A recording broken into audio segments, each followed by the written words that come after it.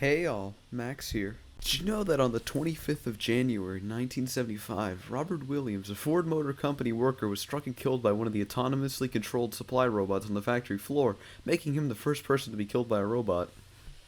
But in the hit indie game Titanfall 2, created by little-known company Respirator to sell copies of their Battle Royale game, you can kill people with a robot of your very own. Well, mine didn't have it. You have Uno, you fucking dick! It's not an incredibly complex game, made for low-intelligence monkey brains such as myself, but it's highly addictive. You play as generic rookie character named Jack Cooper, who is just your regular Imperial Guardsman until Obi-Wan gets killed by the Overwatch cast, and gives you his robot buddy and his jetpack. The campaign is an excellent introduction to all of the mechanics, and has a large amount of variety for being a relatively short package. I was able to beat it in one sitting on the hard difficulty. It lets you try out all the weapons, everything from shotguns to a revolver to the Doom plasma rifle. I love the LSTAR. It's probably my favorite weapon, as it turns enemies into goop on contact and doesn't run out of ammo. The guns only complement the real high point of the game, the movement. You can wall run, wall jump, do 6 slides, double jump, the works. This is truly a masterpiece of movement shooters and makes it effortless to go from point A to point B while kicking ass.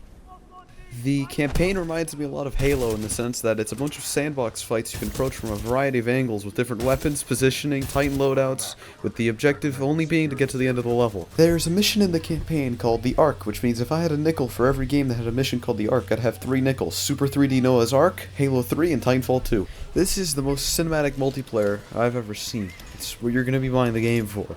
You can be having an intense aim duel on the ground only to get interrupted by 2 40-ton robots slugging it out with guns that can turn you into dust.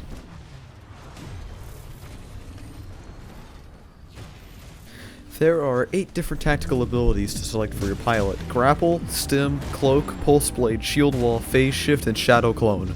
Most of these are completely useless except for Grapple and Stim. Grapple makes you really feel like Spider-Man, exaggerating your way around the map at high speeds, and Stim is like if you like the other TF2. All of the weapons and items from the campaign are in the multiplayer, and you can equip them and customize each of your classes.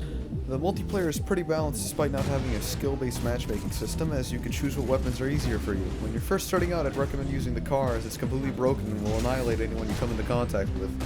And once you feel more comfortable with the movement, you can mess with some of the funner weapons like the Mozambique or the LSTAR. Overall, if you like robots and hurting people, you can pick it up for $10 on Steam until January 5th. Or if you're broke, you can just play Apex Legends, which is free but doesn't have robots. If you really enjoyed the video, please subscribe, and if you really liked it, send it to a friend. See ya.